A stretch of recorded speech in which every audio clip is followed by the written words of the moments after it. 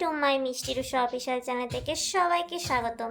তো আজকে হচ্ছে শনিবার আমাবস্যা। তো তোমরা সবাই জানো আমাবস্যা শনিবার পড়েছে, আর আমি মায়ের পুজো দেবো না এটা তো কখনোই হয় না। আর আজকে হচ্ছে মায়ের পুজোর থেকে বাবার পুজো দেওয়াটা হচ্ছে সব থেকে বড় একটা দিন।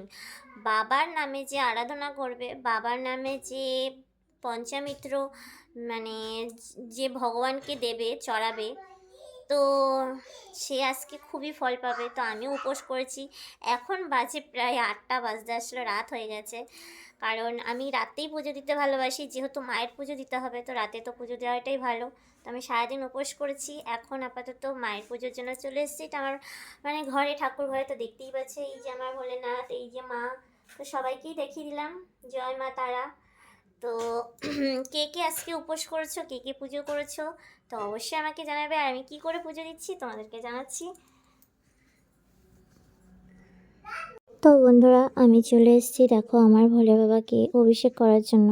এখানে আছে দুধ, গঙ্গা জল, ঘি, মধু, চিনি আর চন্দন দিয়ে আমি ভোলেনাথকে অভিষেক করছি। তো ভোলেনাথকে অভিষেক করার পরে আমি আবার ফের গঙ্গা জল দিয়ে ভোলেনাথকে আবার অভিষেক করছি, কারণ দুধটা হচ্ছে ভোলেনাথের সাবান, তাই আমি জল দিয়ে আবার অভিষেক করে নিলাম। এবার অভিষেক করার হয়ে যাওয়ার পরে এবার দেখতেই পাচ্ছ, এবার আমি একটা পিপুল পাতার মধ্যে কর্পূর দিয়ে ভোলেনাথকে আরতি করছি। তো কে কে এইভাবে আরতি করো? আমি তো খুবই করি, কারণ এটা সংসারের মঙ্গলের জন্য করা হয়। তো দেখতেই পাচ্ছ আমার পুরো আরতি করা হয়ে গেছে। যতক্ষণ হাতে ছিল কিছুই হয়নি, হাতে এক ফোঁটাও লাগে না কখনো পিপুল পাতা দিয়ে তোমরা কর্পূর দিয়ে আরতি করে দেখবে। তো এখানে আমি একটা প্রদীপ জ্বালিয়েছি, দেখতেই পাচ্ছ বড় প্রদীপ। এটা হচ্ছে ঘি আর হচ্ছে ঘিয়ের তেল, এটা ঘিয়ে দিয়ে, আর একটা হচ্ছে তেলের প্রদীপ, একটা ঘিয়ের প্রদীপ একটা তেলের প্রদীপ জ্বালিয়েছি। আর এখানে ভগবানকে সব দেওয়া হয়ে গেছে, এবার আরতি করা হচ্ছে। দেখো দেখতেই পাচ্ছ যে আমি আরতি করে নিলাম, একবার আমার মা করেছে একবার আমি করেছি, তো দুজনেই আরতি করে নিলাম। যেহেতু আমার মা কালীকে আরতি করেছে, আমি ভোলেনাথকে আরতি করলাম। তো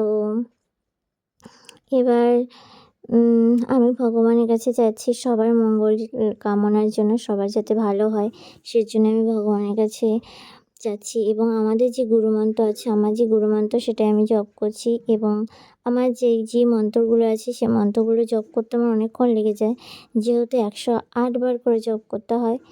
তো আমি সেটাই জপ করছিলাম অনেকক্ষণ ধরে। তো ভিডিওটা করেছে আমার দিদি, তো হয়তো ভিডিওটা একটু ভালো হয়নি, কারণ ও ভিডিওটা অতটাই করতে পারে না। তো আমি ওকে দিয়ে করিয়েছিলাম, যতটাও পেরেছে ততটা করেছে। তো আমার মতন কে কে গুরুমন্ত্র জপ করো পুজো দিতে বসে অবশ্যই কমেন্টে বলবে। আর আমার মা এবার এই প্রদীপটাকে আমার পাশে দেওয়ার চেষ্টা করছিল, কারণ হচ্ছে তোমরা সবাই জানো যে আমি কখনো হয়তো ঘরে পড়ে যাই। তো আমার দিদি বলছিল যে তুমি প্রদীপটা ওখানে রেখেছো, বোনের লেগে যাবে, তুমি প্রদীপটা সরিয়ে দাও যদি বোনের ভর চলে আসে। তাই আমার দিদি আমার মাকে বলছিল, তাই মা প্রদীপটা সরিয়ে দিল। তো মাও প্রণাম করছিল, আমিও প্রণাম করছিলাম। তো মাকে প্রণাম করছিলাম, মাকে বলছিলাম মা যেন সবার মঙ্গল করে, এবং মহাদেবকেও বলছিলাম মহাদেব যেন সবার পাশে থাকে, কারণ আগে মায়ের পুজো করার আগে বাবার পুজো অবশ্যই করতে হয়। তো দেখো পুজো কমপ্লিট, এবার তো মুখটা আমার কিছু খেয়ে উপোস ভঙ্গ করতেই হবে।